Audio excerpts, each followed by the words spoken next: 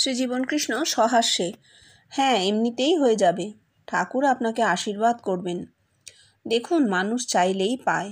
এই দেখুন না, এডিসন ইলেকট্রিক বাল্ব চাইলে সে তাই পেলে, কেউ চাইলে হাইড্রোজেন বম্ব সে তাই পেলে। কিন্তু এই জিনিস কি, এতে জগতের ধ্বংস আর নাশ হবে। আবার দেখুন কেউ চাইলে মনুষ্য জাতির একত্ব। এই মনুষ্য জাতি আর আমি, এরা কে? এরা আর আমি এক। এতে কি হয়? এতে এই হয় যে এই দুঃখপূর্ণ অশান্তিময় জগতে শান্তি হয়।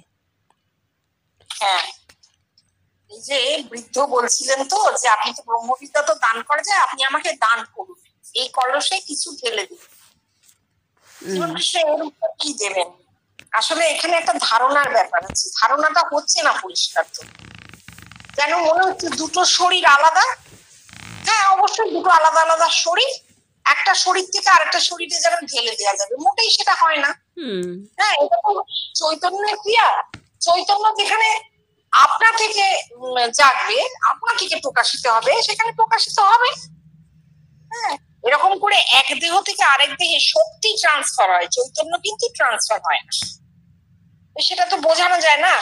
তাই জন্য উনি বিবর্তন দিয়ে বোঝাচ্ছেন যে বিবর্তন তো চৈতন্যের ক্রিয়া। এডিসনের বাল্ব জ্বললো, যদি আমি ধরে নিই এডিসন ব্রহ্মবিদ, তাহলে তার ভেতরে জ্ঞানদীপটা জ্বললো। এবার সেটা কি, সেই বাল্বের আলো সারা জগৎ পেল। এইভাবে ব্রহ্মবিদ্যা জগতে ছড়ায়। একজনকে হাতে করে এডিসন বাল্ব দিতে চাননি কিন্তু। হ্যাঁ আবার বলছেন যে কারোর দেহে ব্রহ্মবিদ্যা অন্তর্মুখী হলো, আর কারোর দেহে সে প্রচন্ড শক্তির বাইরে বিস্ফোরণ ঘটলো, বম। ওনার তো একত্ব কি হয়েছিল, ওই যে পারমাণবিক বোমার একত্ব ওনার ওই যেটা রয়েছে, একত্বর উল্টোটাই হচ্ছে পারমাণবিক বোমা, যেটা জগতে প্রকাশ হবে, ধ্বংস, জগতে ধ্বংস হবে, নাশ হবে। আর ভেতরে হলে মনুষ্য জাতির একত্ব। হ্যাঁ তাতে কি হচ্ছে, বাইরের যে অশান্তিময় জগৎ, এটা পরিপূর্ণ শান্তিময় হয়ে যাবে যদি একত্ব হয়। আর সেটা ওই দান টান করে হয় না, দান কে কাকে করবে, একই তো আছে, এক খালি ছড়িয়ে যাবে, খালি ব্যাপ্ত হয়ে যাবে, চৈতন্য জগৎ ব্যাপ্ত হয়ে যাবে। এটা উনি বললেন। এখন এই ভদ্রলোক যিনি চেয়েছিলেন তার এটা ধারণা হয়েছে কিনা জানা নেই। আমাদের যেটা মনে হয় যে এগুলো নোট করা আছে, আমরা আলোচনা করব, ভবিষ্যতের মানুষ আরো ভালো করে এটাকে ধারণা করতে পারবে।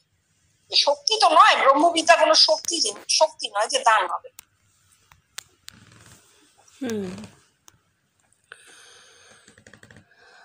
ঋষিরা তাদের অসাধারণ প্রজ্ঞার দ্বারা বলছে শৃণ্বন্তু বিশ্বে অমৃতস্য পুত্রা, তাতেও হলো না। তারপর বলছে তত্ত্বমসি, তাতেও হলো না। তারপর বলছে অহং ব্রহ্মাস্মি। বেশ, অহং ব্রহ্মাস্মি হলো, তাতেও কি হলো? আমার সামনে এই যে মনুষ্য জাতি, তারা কে? এই প্রশ্ন রয়ে গেল। কিন্তু আমরা এখানে কি পাচ্ছি? আমি আর আমার সামনে এই যে বিরাট মনুষ্য জাতি, এরা আমার সঙ্গে এক। আমি আর এরা এক, যদিও বাইরে বহু কিন্তু ভেতরে এক। একটু আগে আমি এদের বলছিলাম আমাদের হেরিটেজ কি? বেদ, উপনিষদ? না, উপনিষদ আমাদের হেরিটেজ নয়। আমাদের হেরিটেজ রাজযোগ। যে এক করেছে সেই আচ্ছা হ্যাঁ একটু বলে নিন। হ্যাঁ তাহলে এই তারপরেতেও কিন্তু উনি চেষ্টা করছেন যাতে ভদ্রলোক চৈতন্যটা বুঝতে পারেন। তাই জন্য বলছেন, ঋষি প্রথমে বলেছে শ্রীনন্ত বিশ্বে অমৃতস্য পুত্রা, অর্থাৎ আমরা সকলেই অমৃতের সন্তান। তারপরে তো ঋষি বলছেন তুমিই সেই তত্ত্বমসি, তুমিই সেই। তাতেও হলো না। তারপর ঋষি পরিপূর্ণভাবে তমকে উচ্ছেদ করে দিচ্ছেন, তুমিকে উচ্ছেদ করে বলছেন অহং ব্রহ্মাস্মি, মানে আমিটাই ব্রহ্ম, আমার আমি ব্রহ্ম। প্রত্যেকের ক্ষেত্রে তার আমিটা হচ্ছে ব্রহ্ম। এতে কি হলো, সামনে যে মনুষ্য জাতি তারা কে, প্রশ্নটা রয়ে গেল। কেননা ঋষি শুধু নিজেকে বলছেন তো অহং ব্রহ্মাস্মি, আমি ব্রহ্ম। জগতের দিকে চাইছে যদি বলতেন এই পুরো জগৎ হচ্ছে আমি, আমি জগৎ, তাহলে জগতের দ্বন্দ্ব কাটতো। বলেননি কেন? কারণ ঋষি জানতে পারেননি, ঋষির ধারণা হয়নি। তিনি এবং জগৎ অভিন্ন এ ধারণা ঋষির হয়নি, তাই তিনি অহং ব্রহ্মাস্মি বললেন। আমি জগৎ বলতে পারলেন, আমি ব্রহ্ম বললেন, কিন্তু আমি জগৎ বলতে পারলেন। এই অর্ধেক হয়ে গেল, ভেঙে গেল জিনিসটা। কিন্তু এই প্রথম জীবন কৃষ্ণ বলছেন যে না, আমি ব্রহ্ম কখন, যখন আমি এই জগৎ। কারণ এই জগৎ থেকেই আমাকে জানানো হয়েছে যে আমি ব্রহ্ম। ব্রহ্মত্বটা জগৎ দান করেছে আমায়। তাহলে আগে জগৎ ব্রহ্ম হয়েছে, তারপর সেই ব্রহ্মত্ব আমার কাছে এসেছে। তাহলে এই জগৎ আর আমি অভিন্ন, এক। অহং ব্রহ্মাস্মির থেকেও বড় কথা হচ্ছে আমি এই জগৎ। এটা জগৎ বিরুদ্ধে। আর এই কথা কিন্তু উপনিষদে নেই। উপনিষদ সেই জন্যই আমাদের হেরিটেজ নয়, উপনিষদ অতীত হয়ে গেছে। এবার তুমি বলতে পারো কথাগুলো তো এখন ফুটেছে। হ্যাঁ, ফুটে চলে গেছে, তারপরের কথা ফুটছে, সেটা কিন্তু উপনিষদে লেখা নেই। সেটা কিসে হচ্ছে? রাজযোগে হচ্ছে বিবর্তন। রাজযোগ বলতে আমরা এখন বুঝি ইভলিউশন। এখন আমরা বুঝি যে মানুষের আত্মিক বিবর্তনই হচ্ছে রাজযোগ। রাজযোগের আর অন্য কোনো মানে নয়।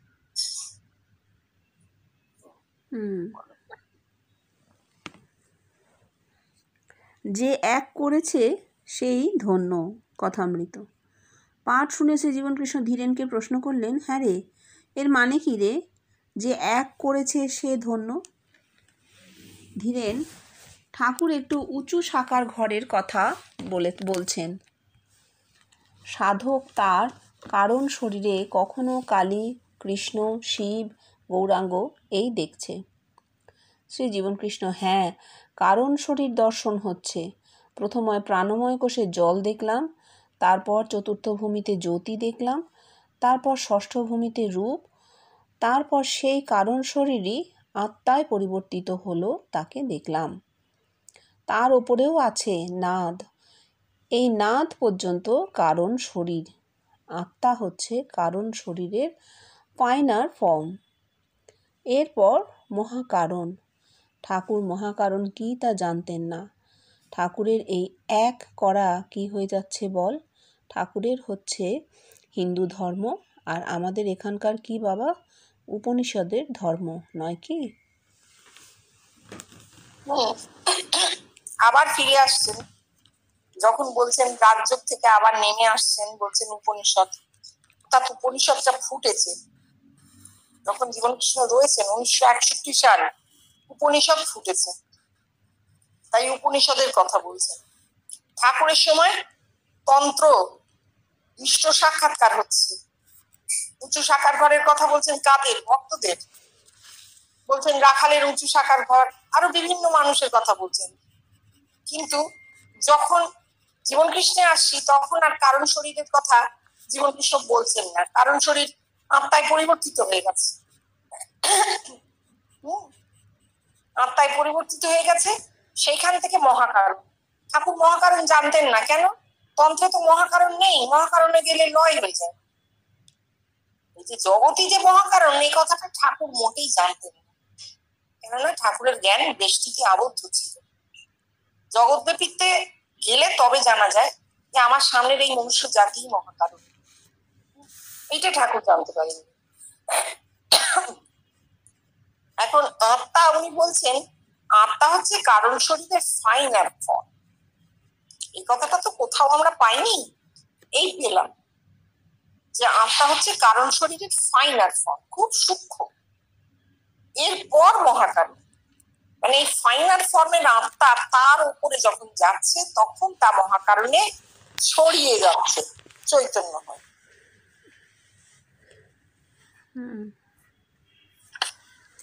এইটা হচ্ছে ঠাকুর এটা জানতেন না। মহাকারণ, মহাকারণটা জানতেন হচ্ছে জীবনকৃষ্ণ, জানতে পেরেছে। ঠাকুরের কি হচ্ছে? হিন্দু ধর্ম, দ্বৈতবাদী ধর্ম, তন্ত্র বলো, বৈষ্ণব বলো, যাই বলো, সেই ধর্ম। আর জীবনকৃষ্ণের কাছে কি হয়েছে? উপনিষদের ধর্মের বিকাশ হয়েছে। ঋষিরা যে ধর্ম বলে গেছেন, একো অস্মি, একহম, স এক, এইসব এই জিনিসগুলো জীবনকৃষ্ণের কাছে এসে পড়েছে। কারণ শরীরের ক্রিয়া আর নেই, মহাকারণের ক্রিয়া। মহাকারণের তো কোনো ক্রিয়া নেই। মহাকারণের ক্রিয়া যা আছে আমরা তা ধরতে পারি না, সেটা ঘটে যায়, দেখতে পাই। তাই বলছেন আমাদের উপনিষদের ধর্ম।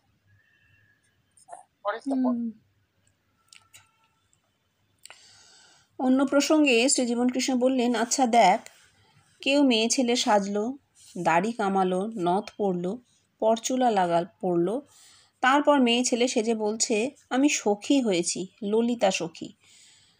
কেউ দাসী সাজলো। আচ্ছা এতে কি হচ্ছে? ভগবান তাকে বেটা ছেলে করলো, আর সে কিনা মেয়ে ছেলে সেজে বলছে আমি সখী। এ কি বল দেখি, এতে কি ভগবানের বিরুদ্ধাচারণ করা হচ্ছে না? অর্থাৎ যেটা দেওয়া হয়েছে সেই দেহটাকে সে নিচ্ছে না। যদি তার এত ভগবানকেই বিশ্বাস, ভগবানে এত ভক্তি, ভগবানকে পাওয়ার জন্য এত কিছু, তাহলে সে ভগবানের বিরুদ্ধে গিয়ে ভগবানকে চাইছে। দেহটা তো তাকে ভগবানই দিয়েছে, হ্যাঁ, তার বিরুদ্ধে যাচ্ছে কেন? এটা স্বাভাবিক হচ্ছে না তো, অস্বাভাবিক ব্যাপার করছে, এতে হয় না। তারপর পড়ো। ধর্ম হচ্ছে মানুষের প্রাণ শক্তির বিকাশ, আর কিছু না। এই প্রাণ শক্তি সারা দেহে ব্যাপ্ত হয়ে আছে, তাই সংকলিত হয়ে সহস্রারে ওঠে, আর তাই দেখা। এই দেখ না, ঠাকুর বলছেন প্রথমে সাকার, তারপর নিরাকার দর্শন। আচ্ছা সাকার কি? ষষ্ঠ ভূমিতে রূপ দর্শন করল, সাধক কালী রূপ দেখল, তাতে কি হলো? সে তো তার কল্পিত রূপ দেখল। কালী রূপ যে ভগবান সে কি করে জানল? সে তার সংস্কারজ মূর্তি দেখেছে। তার 14 পুরুষ বলে এসেছে কালী রূপ ভগবান। এই তো। তারপর নিরাকার দর্শন। নিরাকার দর্শন কি? সহস্রারে জ্যোতি দেখল। এই কি ভগবান দর্শন হলো নাকি? ওরে দেখ, ঠাকুর এক অপূর্ব জিনিস জগৎকে দান করে গেছেন, ওই ভগবান দর্শন, যা কারোর কখনো হয়নি। ওরে তোরা সব সময় মনে করে রাখবি ঠাকুরের ভগবান দর্শন হয়েছিল, আমার হয়েছে, তাই আমি বুঝতে পেরেছি। হ্যাঁ, ভগবান দর্শন হয়। ওই যে ঠাকুর বলছেন, এক অজানা লোক আসবে, এসে বলবে এই এই। ওরে আমার এই জিনিস হয়েছে, তাই আমি বলছি। কি ঠিক এমনি করে আঙুল বাড়িয়ে, যে আমি যেমন আঙুল বাড়িয়ে বলছি, ঠিক তেমনি করে আঙুল দিয়ে দেখিয়ে দিয়ে বলছে এই ভগবান দর্শন। দেখ, ঠাকুর এই ভগবান দর্শনের কথা বলে গেলেন, কিন্তু আমরা দেখি যে কারোরই এই জিনিস হয় না। তিনি এমন প্রেসক্রিপশন দিলেন যা জগতে কারোরই হয় না।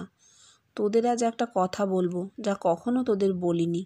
নিজের দেহ দেখিয়ে, এই যে পুরো দেহটা, এই যে দেহব্যাপ্ত চৈতন্য রয়েছে, তার সবটা সংকলিত হয়ে সহস্রারে ওঠে।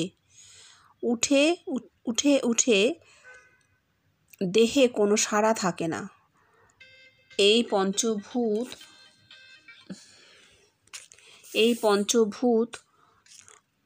পঞ্চকর্মেন্দ্রিয়, পঞ্চজ্ঞানেন্দ্রিয়, পঞ্চতন্মাত্র, মন, বুদ্ধি, অহংকার, চিত্ত, অর্থাৎ এই চতুর্বিংশতি তত্ত্ব, সত্য, রজ, তম, এই সব ফাইনাল ফর্মে ওই সহস্রারে আত্মার ভেতরে থাকে, আর আত্মার ভেতর থেকেই আত্মাকে দেখে। দেহে কোথাও একটুকুও থাকে না, সব ওই সহস্রারে উঠে।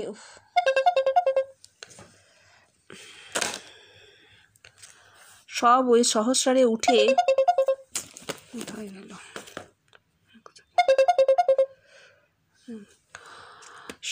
সহস্রারে উঠে অতি ফাইনাল ফর্মে কত সূক্ষ্মভাবে থাকে তা কি বলবো।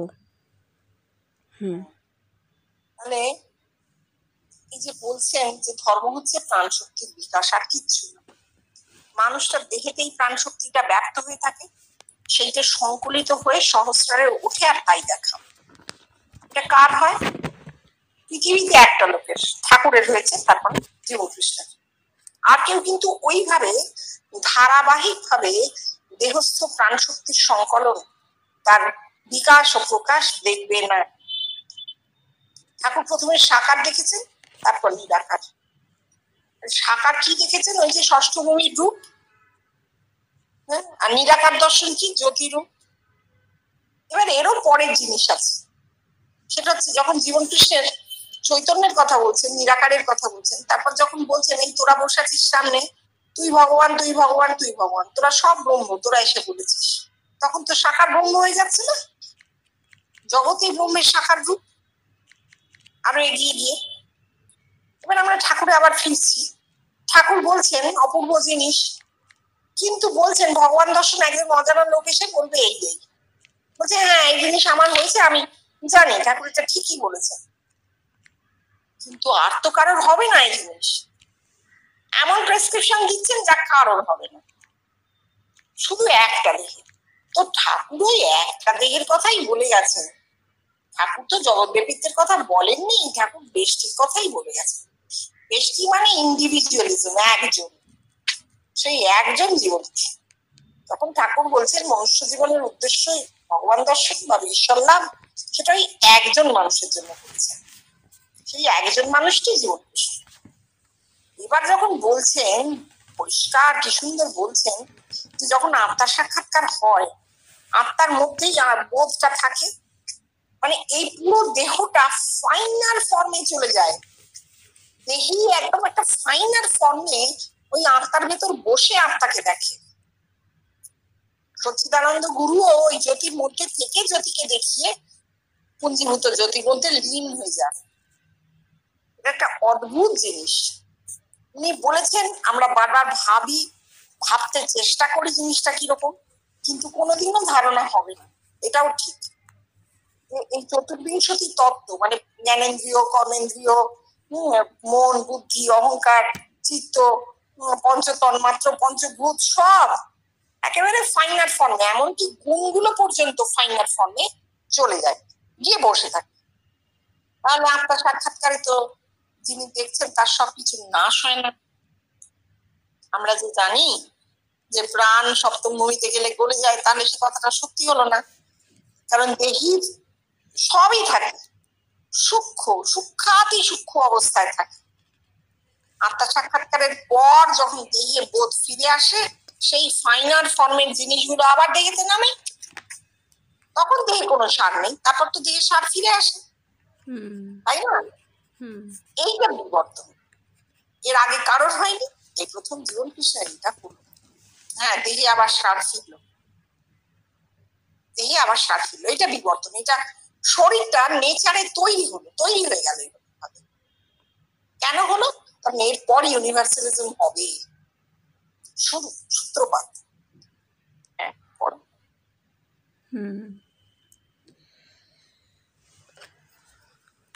দেখ না, আজ পড়া হচ্ছিল তুমি জলে, তুমি স্থলে, তুমি আদ্যমূলে গোমা। আচ্ছা, এ আদ্যমূল কোথায় বল দেখি? ক্ষিতীশ, ওই ফাদার্স সিমেন কি? শ্রী জীবনকৃষ্ণ, হ্যাঁ রে, আদ্যমূল কি জানিস? এই সহস্রার মাথার শেষাংশ দেখিয়ে এইখানে, একেও আদ্যমূল বলে। আবার মেরুদণ্ডের শেষ ভাগকেও বলে, সে নিম্নাঙ্গ। ওরে, এই মাথাটাই মানুষের প্রথম হয় রে। ধীরেন ঘরে ঢুকলে শ্রী জীবনকৃষ্ণ তাকে বললেন, হ্যাঁ রে, আমাদের একটা কথা হচ্ছিল। লোকে মেয়ে ছেলে সেজে শাড়ি পরলো, নথ পরলো, হাতে গয়না পরলো, পরে বলছে আমি সখী। এতে কি হচ্ছে তুই বল? ধীরেন, দেহটা মেয়ে আর আত্মা বেটা ছেলে, সেটাই ওরা অমনি করে ধরে নিয়েছে, আর তাই মেয়ে সেজেছে। শ্রী জীবনকৃষ্ণ, হ্যাঁ ঠিক বলেছিস, এই আত্মা কথাটা ধরবার জন্যই তোকে বলেছি। তবে শোন, আত্মা কি জানিস? এই দেহব্যাপ্ত চৈতন্য যা রয়েছে তার সবটা পঞ্চভূত, পঞ্চকর্মেন্দ্রিয়, জ্ঞানেন্দ্রিয়, পঞ্চতন্মাত্র, মন, বুদ্ধি, অহংকার, চিত্ত, এই সব সংকলিত হয়ে সহস্রারে ফাইনাল ফর্মে আত্মার ভেতর থাকে, আর তার ভেতর থেকেই আত্মাকে দেখে। এই দেখ না, নিমাই এসে যখন আমায় জিজ্ঞাসা করলে, আচ্ছা আপনি তো আমায় দেখিয়ে দিচ্ছেন, সব তো দেখছি, কিন্তু আমি তখন কোথায়? আমি হেসে বললাম, বাবা, তুই তখন আত্মায় পরিবর্তিত হয়েছিলি, আর তোর ভেতর থেকেই তুই দেখছিলি। দেখ, ও তখনও বলছে আমি কোথায়? তখনও এই আমি থাকে। এই যে 3 জনের এখানে ভগবান দর্শন হয়েছে, তারা ভগবান সম্বন্ধে কী বুঝলো? এই কেষ্টদা, মুখুজ্জে, শিবপুরের মুখুজ্জে, তার আর কি হলো? তাদের তো তাদের তো ফ্যাগেন্ড জীবনের শেষ হয়ে এলো। কিন্তু দেখ, একমাত্র নিমাই ওর বয়স অল্প। কিছু বলা যায় না কি হবে। হয়তো এমন দিন আসতে পারে যখন তার জীবনের পরিবর্তন হতে পারে। কিছুই বলা যায় না রে। আচ্ছা দেখো, এই যে ক্ষিতিজদাকে জিজ্ঞেস করেছেন যে তুমি জলে তুমি স্থলে তুমি আদ্যমূলে গো মা, ক্ষিতিজদা বলছেন ফাদার সেমেন, মানে আমাদের প্রাণের সূত্রপাত যেখান থেকে। কিন্তু উনি তা জিজ্ঞেস করেননি। উনি যখন তুমি বলে গানটা হচ্ছে তখন দেহকে বলা হচ্ছে, কালী তো মা দেহ, এই দেহের মূল কোথায় তাই জিজ্ঞেস করেছেন। সেই দেহের মূলটা হচ্ছে মাথার চৌভাগ দেখিয়ে বলছেন এই। তখন তো সোনোগ্রাফি বের হয়নি, অথচ কি অদ্ভুত ভাবে তিনি বলেছেন যে মানুষটা মাথাটা সবার আগে তৈরি হয়। সত্যিই তাই। বাচ্চা যখন পেটে আসে প্রথম, ওই যে যেমন ডিমের কুসুম থাকে সেই ইয়ক, সেটা থেকে প্রথম তৈরি হয় তার মাথাটা।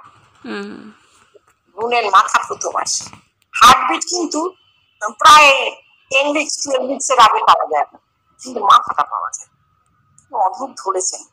আচ্ছা, তারপর যেটা বলছেন এটা তো উনি পরপর বলে গেছেন, আগেও আলোচনা হলো। কিন্তু ওখানে তিনজন ভগবান দর্শন সম্পর্কে, ভগবান দর্শনের হয়েছিল তিনজনের, তারা বলেছিল কেষ্টদা, মুকুজ্জি আর নিমাই।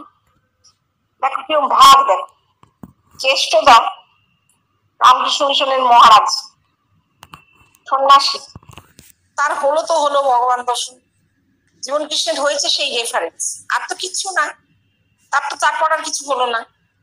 তিনি শেষের দিকে বিরক্ত হতেন জীবন কৃষ্ণ, কেষ্টদা এসে বসলেন, বলতেন ও কেন এসেছে, ওকে বাড়ি চলে যেতে পারে, ওই যে গেরুয়াটা ছাড়তে পারেননি, হ্যাঁ বাড়ি চলে যেতে পারে, কি করতে এসেছে এখানে, এইরকম বিরক্ত হতেন শেষের দিকে যখন উনি অসুস্থ। মুকুজ্জে শিবপুরের, তার তো আমরা খবরই পাই না, শিবপুরের মুকুজ্জের আমরা খবরই জানি না, তার আর কি হবে। বলছেন ফ্যাগেন্ট জীবনের শেষ হয়ে এসছে। হ্যাঁ, ওই যে বললাম না, ছেলে যদি ছোট থাকে বাপের কাঁধে চাপতে পারে, বুড়ো ছেলে বাপের কাঁধে চাপলে বাপ কি করে, ফেলে দেবে ঠেলে। এদের মাথায় আর কোনো পরিবর্তন হবে না, ওটা রেফারেন্সের জন্য। কিন্তু বলছেন একমাত্র নিমাই, ওর বয়স অল্প, কিছু হতে পারে, জীবনে পরিবর্তন হতে পারে, আর কিন্তু কিছু হবে না। ভগবান দর্শনের যা ফল, জীবন কৃষ্ণের পরিপূর্ণভাবে ভগবান দর্শন হয়েছিল বলে সেই ফলটি তার দেহে ফুটেছিল। ভগবান দর্শন যদি ফুল হয়, ফলটি হচ্ছে জগৎ ব্যতীত ওয়াননেস, এইটা ফুটেছিল। কিন্তু নিমাইকে দিয়ে তো আর ওয়াননেস হবে না, ওয়াননেস তো একজনকে দিয়েই হয়ে গেছে। কিন্তু তার আত্মিক জীবনের পরিবর্তন হতে পারে, আরো বড় দর্শন অনুভূতি, আরো কিছু ধারণা পরিষ্কার হতে পারে, এইটা। তারপর দেখ, ভগবান দর্শন তো হলো, কিন্তু বোঝা বড় শক্ত। ভগবান দর্শন হলে ফল দেবে রে, ঠিক 16 আনা ভগবান দর্শন হলে তার ফল দেয় রে। আমার এই সব হয়েছে তাই আমি বলছি। ঠাকুরের যে ভগবান দর্শন হলো, কিন্তু তিনি কিছুই বুঝতে পারেননি কি করে তার দেহ থেকে এই জিনিস হলো। তিনি ভাবছেন যে তিনি কঠোর সাধন করেছিলেন তাই এই সব হয়েছে, মোটেই নয়। তার ওই 11 বছর বয়সে যে জ্যোতি দর্শন হয়েছিল তার ফল হিসাবে তার ওই সব হয়েছে।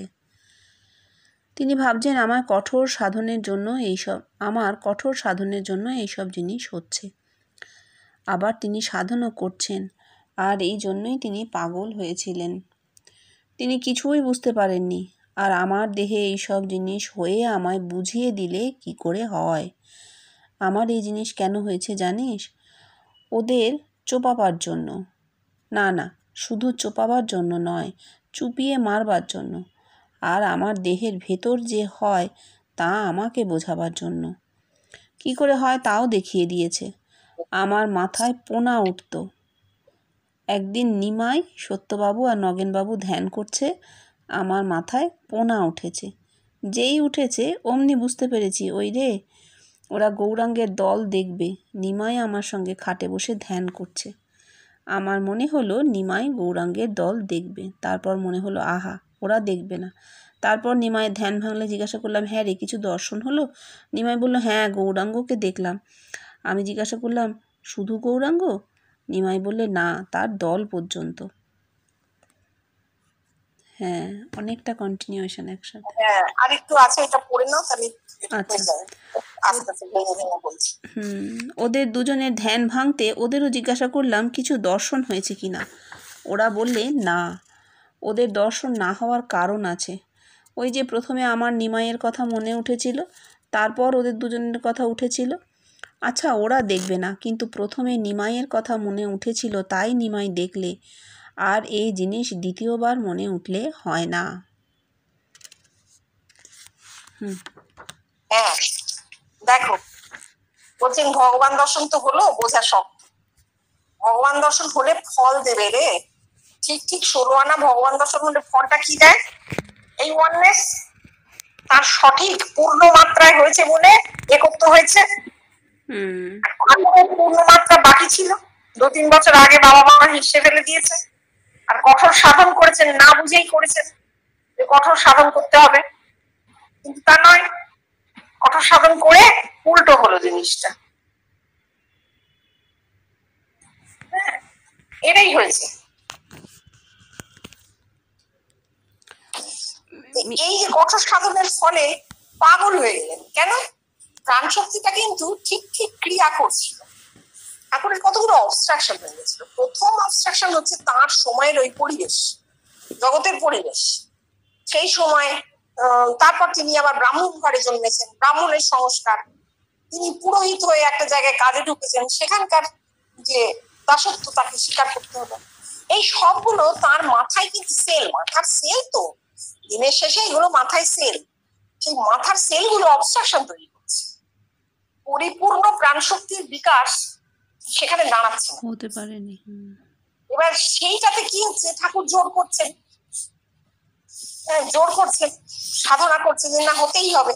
এই সাধনার ফলে প্রাণ শক্তির বিকাশ হলো বটে, কিন্তু বিকার প্রাপ্ত হয়ে গেল। পাগল তো বিকার বলে না, বিকারের রোগী, বিকার হয়ে গেল, স্বাভাবিক জিনিসটা ঘটলো না। তিনি বুঝতে পারেননি যে স্বাভাবিক হলো না, জিনিসটা একটু বিকে গেল। বুঝতে পারলেও কিছু করার নেই, বলছেন 28-এ ছেলে হয়ে যায়, 28-এ ছেলে হয়ে গেল, বুঝতে পারলেও কিছু করার নেই। এই অব্দি একটা জিনিস উনি বলেছেন। এইবার যেটা বলছেন, এই যে নিমাই, সত্যবাবু, নগেন বাবু ধ্যান করছে, মাথায় পোনা উঠেছে, এটা আগে আমি বুঝতে পারতাম না। পোনা মানে বুড়বুড়ি কাটে, মাছের ছানা যখন জন্মায় দেখবে বুড়বুড়ি কাটে, বাবলস হতে পুকুরে এক জায়গায় ঘন হয়ে বাবলস দেখা যায়, সেইটা ওই পোনা ওঠা বলে, তাকে বলে পোনা ওঠা। তো উনি ওই ধ্যানে বসে দেখছেন মাথার মধ্যে এরকম বুড়বুড়ি কাটছে, তখনই উনি বুঝতে পেরেছেন, মানে কিরম ভাবে বুঝেছেন সেটা কিন্তু জানি না, যে ওরা গৌরাঙ্গের দল দিকে, মানে হঠাৎ মনেছে, একটা স্পন্টেনিয়াস মনে উঠেছে। সেই সময় ওরা বসে ধ্যান করছিল, দেখলেন কে? নিমাই বাবু, আর কিন্তু কেউ দেখলো না। উনি ভাবলেন, তারপর মনে হলো আহা ওরা দেখবে না, কিন্তু না, প্রথমে নিমাইয়ের কথা মনে উঠেছে, তাই শুধু তাই জন্য নয়, এই যে নিমাই বাবুর ভগবান দর্শন হয়েছে রেফারেন্স হিসেবে হলেও তিনি তো জীবন কৃষ্ণের ভগবান দর্শনের সাক্ষী একজন, তাই জন্যে পরবর্তী দর্শনটাও নিমাই বাবুর দেহেতেই হলো, অর্থাৎ দেহটা তৈরি, কিছুটা হলেও দেহ প্রস্তুত। সত্যবাবু, নগেন বাবুর দেহ প্রস্তুত নয়, তাদের এই দর্শন হবে না। গৌরাঙ্গ কেন? চৈতন্য, প্রতীকে চৈতন্য সাক্ষাৎকার হচ্ছে, গৌরাঙ্গ থেকে দেখা। নিমাই বাবুর যে আত্মার সাক্ষাৎকার হয়েছে, হ্যাঁ, দ্বিপুটি অবস্থায়, ত্রিপুটি নয়, দ্বিপুটি অবস্থায়, কিন্তু সাক্ষী হিসেবে হয়েছে ভগবান দর্শন। ভগবান দর্শনের পর চৈতন্য সাক্ষাৎকার হয়, এই চৈতন্য সাক্ষাৎকার হলো, প্রতীকে হলো। ওদের তো আর ভগবান দর্শন হয়নি, ওদের চৈতন্য সাক্ষাৎকারও হলো না, উনি চাইলেও হলো না, চাইলে হয় না। আর ব্রহ্মবিদ পুরুষের চাহিদা নেইও, থাকেও না ওইভাবে।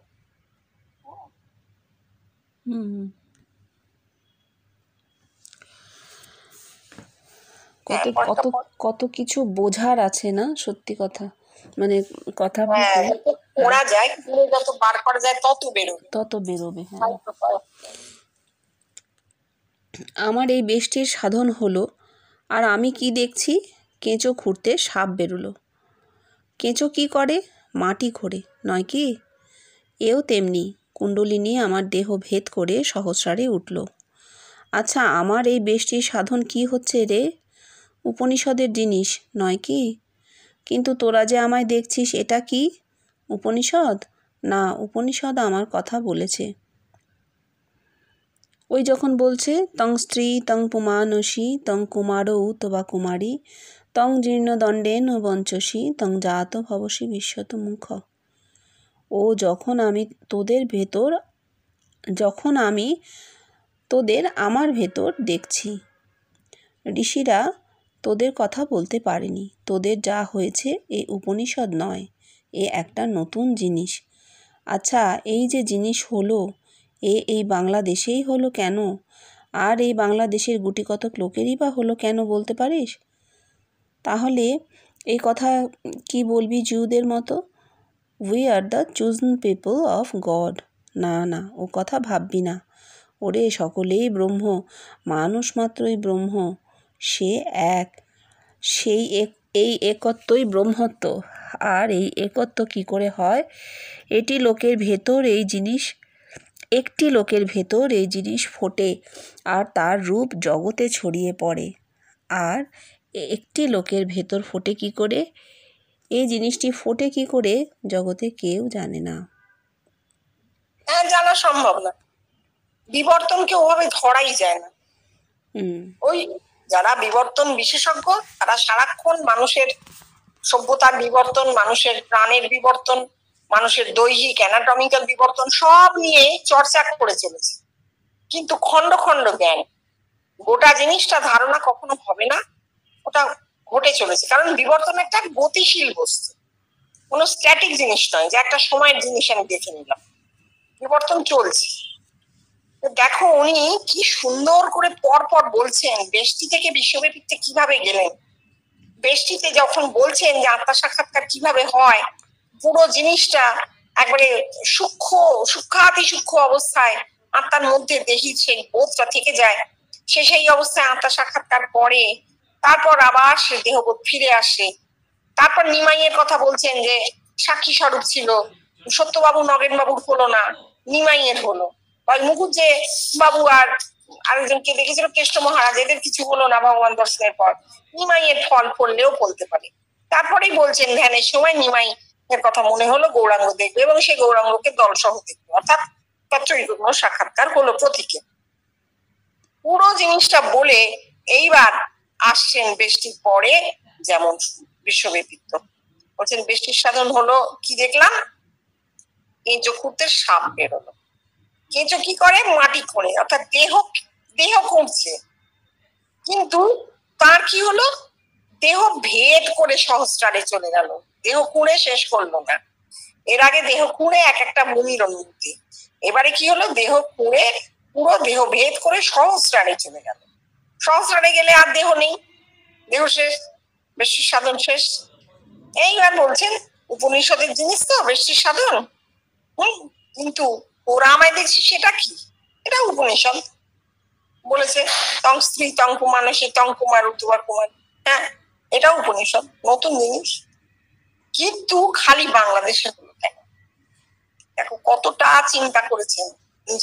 নিজেকে ক্রিটিসাইজ করতে পারার থেকে বড় জিনিস তো হয় না। আমার এই হয়েছে, আমার ওই হয়েছে, আমি তোদের দান করেছি, এই সেই এত কিছু বলছেন কি? বলছেন না। বলছেন এইভাবে হলো জিনিসটা, কিন্তু শুধু বাংলাদেশের লোকগুলোর মধ্যে কেন, আরো বেশি করে কেন ছড়িয়ে পড়লো না? ব্যাপ্তিটা আরো বড় হলো না কেন? দেখিস যেন বলিস না আমরা হচ্ছি জগতের chosen people of God. We are the chosen man in the arena of the world. জুরা বলত জগতে আমরা নির্বাচিত না বাবা। একত্ব তো নির্বাচন করে হবে না, বেষ্টিতে নির্বাচন, একটি দেহ নির্বাচিত হয়। একত্ব তো নির্বাচিত নয়, একত্ব জগৎ ব্যাপ্ত হবে। জগতের একটি মানুষও তা থেকে বাদ যাবে না। কি করে হয় কেউ জানে, কিন্তু তখনও পর্যন্ত এটা বাংলাদেশের মধ্যে, বাঙালির মধ্যে সীমাবদ্ধ, এটা উনি বুঝতে পারছেন।